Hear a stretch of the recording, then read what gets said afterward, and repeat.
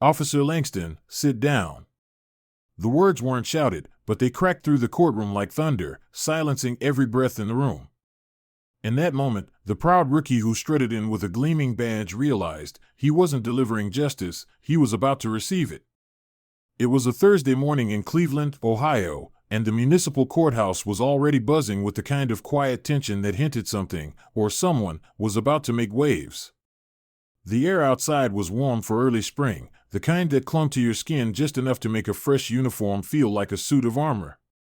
Officer Darius Langston, 25 years old, was feeling every bit of that armor as he marched through the courthouse doors with a stride that said, "I own this place." His boots barely made a sound on the marble floor, but his presence, loud as hell. His shirt was sharp, starched within an inch of its life, and his badge, polished that morning until it gleamed like a second sun, caught the overhead lights with every step. His sunglasses were still looped on the collar of his uniform shirt, not because he needed them but because he thought it looked cool. And maybe it did. But there was a difference between looking cool and being ready. Darius didn't know that yet. He was less than 6 months out of the academy and already convinced he was the future of law enforcement. A traffic stop turned contested citation wasn't supposed to be a big deal. Just a guy who rolled through a stop sign. Darius had written the ticket clean, filed his report like they taught him in training, and now all that was left was to testify in court and collect a win. Easy. Routine. Textbook. He strutted into the courtroom with his chin high, eyes scanning the space like he was the lead actor in some legal drama. The attorneys already seated gave him a quick glance, the kind older professionals give rookies who haven't been bruised by experience yet. The bailiff, a thick-set man with salt and pepper hair and the quiet patience of someone who'd seen everything twice, gave a small shake of his head. Darius didn't catch it. Or if he did, he ignored it. He took a seat near the front, stiff-backed and upright like a soldier ready for inspection. His fingers tapped a rhythm on the wood table, nerves masked as impatience. He adjusted his badge again, making sure it reflected the courtroom's recessed lighting just right. On the other side of the room, a woman in a navy pantsuit whispered to her colleague, "Fresh meat," with a smirk. Her friend gave a quiet chuckle. Darius either didn't hear or didn't care. He was in his own world, the one where he wins, gets praised by the judge, maybe even earns a nod from his commanding officer. In his head, this was already a victory lap. Then the back door opened, and the atmosphere in the room shifted, like someone had dimmed the sunlight. Judge Elliot Graves entered, not with fanfare, but with weight. He didn't need a booming voice or dramatic robes to make an impression. He simply existed in a way that made people sit straighter, breathe quieter. Tall, black, broad-shouldered with a neatly cropped gray beard, and a face lined not just with age but with wisdom, the kind that comes from watching people lie to your face for 30 years and knowing exactly when they're doing it. His black robe flowed slightly as he walked, and the room rose at once. "All rise," the bailiff called out. Everyone stood. Darius was a beat slow, more out of attitude than accident. Judge Graves took his seat and glanced down at the docket. His voice was deep but measured. "Traffic violation. Contested citation. Let's proceed." Darius almost smiled. This'll be over in 10 minutes, he thought. He'd testify. The judge would see he was well-spoken and decisive. Case closed. Maybe even a compliment about his thoroughness. He leaned forward, ready to play his part. The court clerk read through the formal case details, but Darius was already running through his lines in his head. He'd done this in mock trials. He knew what to say. He wasn't just confident, he was polished. Or so he thought. "Officer Langston," Judge Graves said, voice calm but unmistakably focused. "You're up." Darius stood like he was stepping into a spotlight. He adjusted his belt, walked to the witness stand with a swagger just shy of a strut. He squared his shoulders. This was his stage. The prosecutor, a compact man with a tired face and gray at his temples, stood beside him. "Please state your name and occupation for the record." "Officer Darius Langston, Cleveland Police Department," Darius said, loud and clear. He even added a subtle nod. The prosecutor gestured for him to begin. Walk us through what happened the morning of March 9th. Darius launched into his story. His voice was steady, deliberate.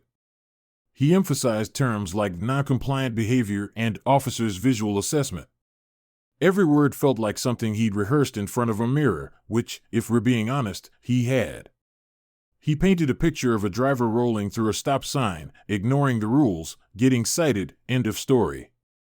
The courtroom was quiet. The court reporter typed without pause. The judge watched, unreadable. When Darius finished, the prosecutor gave a small nod and stepped back. No further questions, Your Honor. Then came the defense. Angela Durham stood slowly. She didn't look like much at first glance, a woman in her late 50s, glasses perched halfway down her nose, gray streaks threading through tight black curls. But there was a steadiness in her eyes that said, I've been doing this longer than you've been alive, son. Officer Langston, she began, voice smooth like velvet with an edge underneath, you mentioned observing the defendant roll through a stop sign. From your position, exactly how far away were you from the intersection? Darius blinked. That wasn't in the script. He hadn't measured. He hadn't even thought to.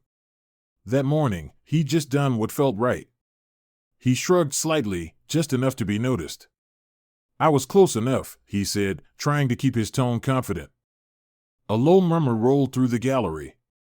The judge's eyebrows twitched upward, just a fraction. Angela Durham tilted her head. Close enough, she repeated gently. Would you say 20 feet? 30? 50? Darius hesitated. Maybe 30, he said, less certain this time. Thank you, officer, she said, turning like she was done. But then she paused, eyes drifting to the judge. Your Honor, I may have further questions depending on the witness's response. Proceed, Judge Graves said, still even-toned. Darius felt it now, the shift in the air. He gripped his belt tighter, mentally grasping for control. When Durham stepped forward again, he made a mistake. A big one. With all due respect, ma'am, he said, his voice rising a notch, I know what I saw. I don't need a tape measure to do my job. The gallery collectively inhaled. The prosecutor closed his eyes. The bailiff shifted slightly. Judge Graves didn't move. He just watched. Darius went on, unaware of the slow implosion happening around him. We're trained to make rapid assessments in the field. I don't second-guess my judgment. That's what keeps people safe. He thought he was winning.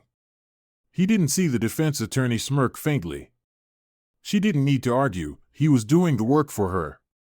Judge Graves leaned forward, folding his hands on the bench. His voice dropped just a touch lower. Officer Langston, he said. A courtroom is not the field. And here, words are evidence. Precision matters. Darius opened his mouth to reply, but Graves raised one hand. Just one. Sit down. It wasn't a shout. It wasn't even angry. It was final. It was the sound of a gavel without the wood. Darius froze for half a second before sinking stiffly back into his seat. His face burned. The courtroom was silent except for the sound of a chair creaking. No one laughed. No one had to. The lesson was loud enough. Judge Graves turned to the defense. Do you have a motion, counselor? Angela Durham stood. Yes, Your Honor. Given the uncertainty in the officer's testimony and the tone he's taken during cross-examination, I respectfully move to dismiss the citation. Darius snapped his head up. Dismissal? For that? Judge Graves didn't even blink. No further argument needed. Motion granted. Case dismissed. The gavel struck once. The man Darius had cited gave a quiet thank you to his lawyer. Darius sat frozen. It wasn't the dismissal that stunned him, it was the weight of it. The humiliation. The realization that confidence without humility is just noise. And the noise had stopped. But Darius Langston's real trial was just beginning. The courtroom was nearly empty now, the echo of the gavel still lingering like smoke after a fire. Darius Langston sat motionless, hands clenched on his knees, eyes locked on the bench where Judge Graves had just dismissed his case. No outburst, no warning, just a single strike of the gavel that felt like it had shattered something deep inside his chest. He could still feel the flush on his neck, the sting of heat rising from his collar. His polished badge, which had glimmered so brightly when he walked in, suddenly felt like it weighed 10 pounds. He wanted to disappear, to slide right out of his chair and vanish before anyone could glance his way again, but the courtroom held him still, as if the air had thickened around his limbs. Just as he made the smallest move to stand, Judge Graves looked up from the bench and spoke, calm and cutting, "Officer Langston, remain after the court is adjourned." There was no malice in the judge's voice, but there was no room for negotiation either. It wasn't a request, it was an order. Darius's breath caught in his throat. He barely nodded as the last of the attorneys shuffled out, their steps quick, their chatter non-existent. No one wanted to stick around for what was coming. The bailiff gave Darius a tight glance before closing the doors behind him. Then it was quiet. Just Darius and the judge, with 100 feet of silence between them. Judge Graves didn't speak at first. He removed his glasses, placed them gently on the desk, and then folded his hands. Darius sat frozen, the wood of the chair suddenly hard and unfamiliar beneath him. Every second stretched like it was stitched from wire. Finally, Judge Graves broke the silence. "Do you know why I asked you to stay, Officer Langston?" Darius cleared his throat, but his voice came out low, unsure. "No, Your Honor." The judge nodded once, slowly, almost like he wasn't surprised. He steadied Darius for a moment, his expression unreadable. "You're new," he said. "That's clear. And there's no shame in being new. Everyone starts somewhere." He leaned forward slightly. "But what I saw today, that wasn't just inexperience. That was ego. And ego in a courtroom isn't just a problem. It's a threat." Darius didn't respond. He wanted to defend himself, to say something about being trained to act quickly, to speak with authority, to never show doubt. But the words died in his throat. Judge Graves continued, voice firm but never rising. "You came in here thinking the badge gives you power. And it does. But that same badge also puts a spotlight on every move you make. It makes your decisions heavier. More dangerous when they're wrong." The words landed with the weight of stone. Darius looked down, his hands resting uselessly on his thighs, no longer confident, no longer ready for a fight. The judge's voice softened, just enough to make it worse. "You treated that courtroom like a stage," he said. "You didn't come here to speak truth, you came to win. But the truth doesn't always make you look good. And if you're afraid of that, you don't belong in uniform." That line hit deeper than anything else. Darius's heart thudded in his chest, shame curling tight in his stomach. Graves paused, watching him, not with anger, but with something closer to disappointment. "When you interrupted the defense," he said, "you weren't defending your actions. You were defending your pride. You didn't answer her question. You pushed back because you felt threatened. That's not strength, Officer Langston. That's insecurity wearing a badge." Darius swallowed hard. His throat was dry. The room felt like it had shrunk to half its size. "I thought I was doing what I was trained to do," he said quietly. "Maybe you were," Graves replied. "But training isn't the end of learning. It's the beginning. The field teaches you how to act. But this teaches you how to answer for what you do out there." The judge leaned back slightly. "You think real toughness is standing your ground, being loud, being certain. But real toughness is knowing when to shut up. Knowing when to admit you're wrong. Knowing when to listen." He tapped a finger gently on the bench, the sound sharp in the silence. "I've seen officers your age walk into this room thinking the badge makes them right. I've watched them leave in handcuffs. I've watched them lose their jobs, their pensions, their futures, because no one ever told them what I'm telling you now." Darius looked up, meeting the judge's eyes. There was no fire in them. No fury. Just experience, worn like armor. "So why didn't you report me?" Darius asked, his voice barely more than a whisper. "You could have called my lieutenant, filed a complaint. Made sure I never got another courtroom assignment." Graves gave a small shake of his head. "Because you're not past saving," he said. "Because I think you'll remember this moment when it matters. And because maybe, just maybe, someone gave me the same grace once." That last sentence lingered in the air like a secret. Darius didn't know what to say. He just nodded. Slowly. Honestly. For the first time that day, there was no act. No mask. Just a young man with a badge and a lot to learn. Judge Graves folded his hands again. "You are not the badge, Officer Langston. You are the decisions you make wearing it. That's what the people you serve will remember. Not the uniform. Not the citations.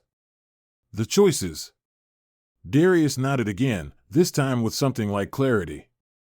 The judge's eyes didn't leave his face. "You're dismissed," he said at last. Darius stood slowly, every muscle tight with the weight of what had just happened. He gave a small nod, less of a formality now, more of a gesture of respect, and turned to leave. As he pushed through the heavy courtroom doors, the world outside didn't look any different. But something inside him had shifted completely. He felt cracked open. Like the pride he wore so easily that mourning had been stripped away, and what remained was raw and real. The courtroom behind him faded into silence, but Judge Graves' words followed him like footsteps in fresh snow. "You are not the badge. You are the decisions you make wearing it." And for the first time, Darius began to understand what that truly meant. The courtroom door closed behind him with a deep, echoing thud, the kind that sticks in your bones long after the sound fades. Darius Langston stepped into the afternoon light like a man walking out of a storm, not soaked, but changed. The Ohio sun hit his skin with a warmth he hadn't noticed earlier that day, not because it hadn't been there, but because he'd been too busy puffing up his chest to feel anything. Now he felt everything. He moved slowly down the steps of the Cleveland courthouse, each stride heavier than the one before. His badge, still pinned to his uniform, no longer sparkled the way it had that morning. It didn't feel like a medal anymore, it felt like a mirror, and every step away from Judge Graves' bench was a step deeper into reflection. He reached the sidewalk, stopped for a breath, and let the weight of what had just happened settle into his shoulders. The judge hadn't yelled. He hadn't humiliated him. But he had dismantled him, brick by brick, with nothing but truth. And that truth had cut sharper than any reprimand ever could. You are not the badge. You are the decisions you make wearing it. The words echoed in Darius's mind like a bell tolling through fog. He'd worn the badge like it was armor, a symbol that demanded respect without having to earn it.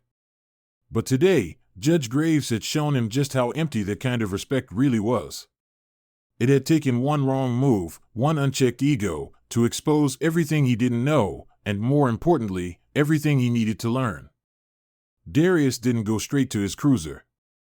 He stood for a moment near the steps, eyes scanning the street not for threats or violations, but for perspective. The same courthouse he'd strutted into with all the swagger in the world now loomed behind him like a silent reminder that authority without humility was just theater. He took a deep breath and finally began to move, slower this time, walking toward the public parking lot where his squad car sat baking in the sunlight. Then he saw her. Across the street. A young Latina woman struggling to keep her balance as she wrangled a toddler on her hip, tried to steer a lopsided stroller with one hand, and chased a bag of groceries that had just exploded across the sidewalk with the other. An apple rolled into the gutter. A box of cereal tipped over and began spilling flakes into the street. The toddler squirmed, the stroller tipped again, and the woman's face tightened in frustration. It was chaos. And nobody stopped. Not the man who walked by with headphones in. Not the woman talking into her phone. Not the two teenagers laughing as they crossed the corner. Darius's instinct kicked in, but it wasn't the kind he'd leaned on that morning. This wasn't about control. It wasn't about asserting presence. This was about something quieter. Something real. Without thinking, he stepped off the curb and crossed the street. He reached her just as she was bending down to retrieve the cereal box and offered a hand. "Let me help you with that," he said, voice steady, low, calm. The woman looked up, startled. Her eyes darted to his uniform, her expression flickering with hesitation, but then softening when she saw the sincerity in his face. "Thank you," she said, breathless. "It's just, everything happened at once." Darius gave a small nod, crouched down, gathered the groceries without a word. He helped her restabilize the stroller, made sure the toddler was seated safely, then handed her the last of the oranges that had scattered down the sidewalk. "You good now?" he asked, brushing his palms together. "I think so," she said, still catching her breath. "Thank you, officer." "No problem, ma'am," Darius replied, the words coming out different than they used to, not polished, not performative. Just honest. As he crossed back to his cruiser, he didn't feel proud in the way he used to define it. There was no audience. No one clapped. But there was something else, something that settled deeper in his chest than applause ever could. He slid into the driver's seat, closed the door, and rested his hands on the wheel. The inside of the car was warm, quiet, familiar. But Darius felt like a stranger to the version of himself that had driven it to the courthouse that morning. He looked down at his badge. The gold still gleamed, but dimmer now. Or maybe his eyes just saw it differently. He remembered what Judge Graves had said, "The badge doesn't make you right. It makes you responsible."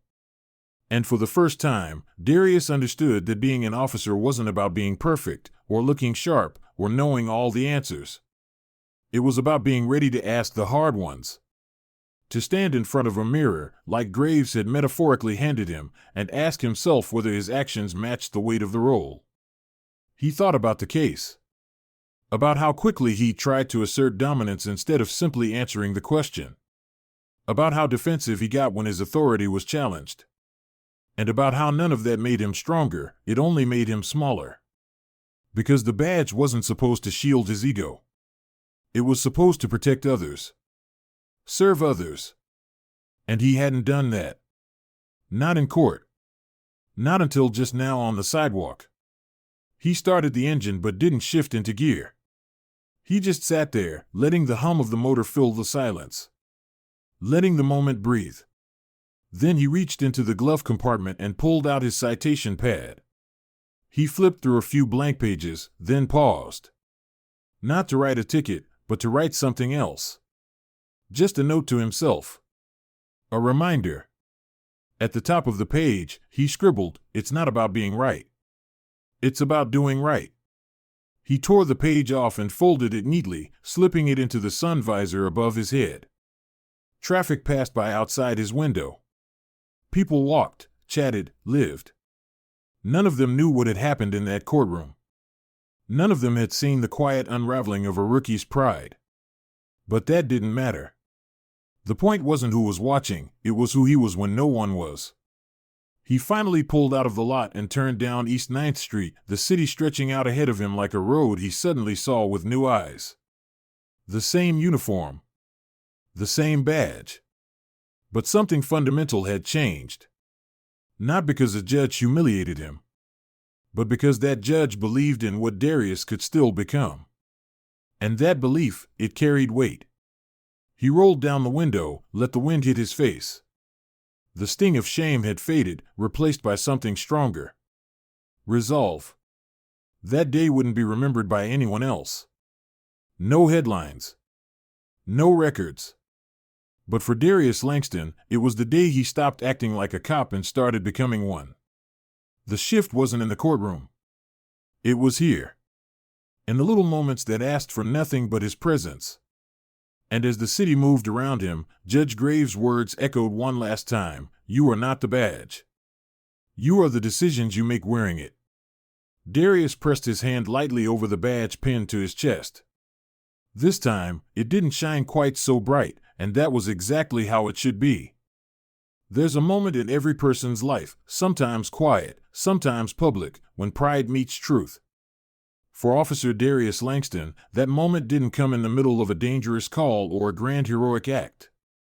It came in a courtroom, under the steady gaze of a judge who didn't raise his voice, didn't shame him in anger, but who chose instead to challenge him with dignity, with truth, and with the kind of accountability that changes a man.